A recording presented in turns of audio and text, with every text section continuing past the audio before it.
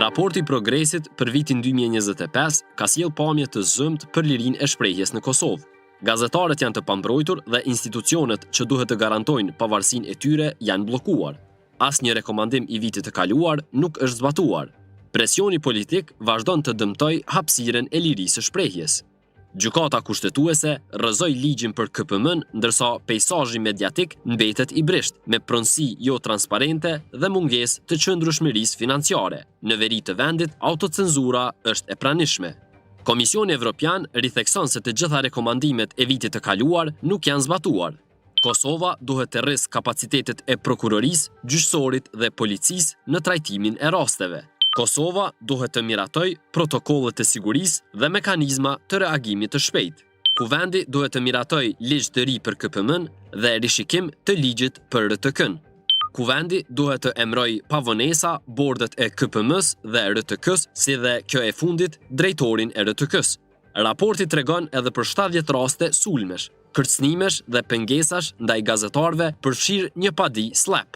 Gjatë fushatës, zyrtar të lartë përfshirë kryeministrin përdorën gjuhë fyese ndaj medjave, duke krijuar klim të frikës dhe diskreditimit të gazetarëve.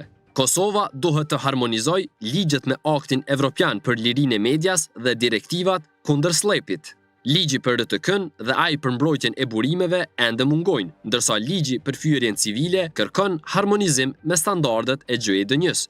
Komisioni i pavarur i medjave është pothuajse jo funksional, që nga janari 2025 ka mbetur pa korum dhe bordi i ankesave është bllokuar prej vitit 2023.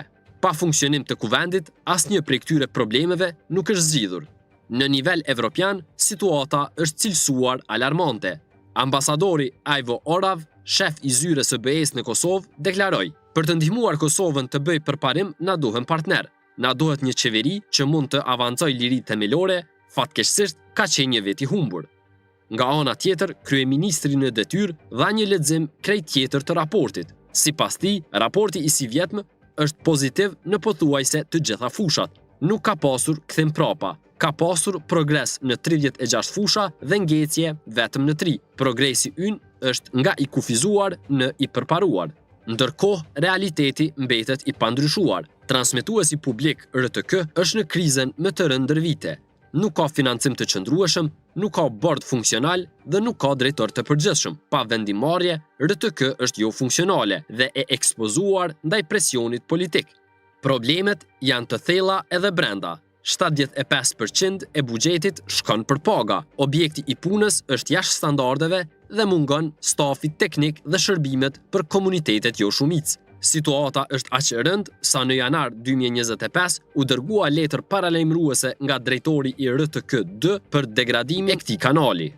Tregu mediatik mbetet i brisht. Pronësia nuk është transparente. Financimi është i paqëndrueshëm dhe varësia nga donatorët është rritur.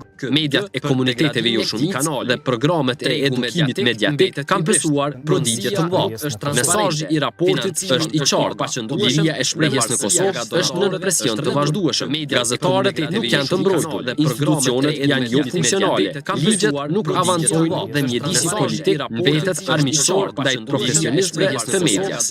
Raporti kërkon veprim urgjente, më shumë për gazetarët, pavarësi për institucionet e medias dhe transparencë në financim.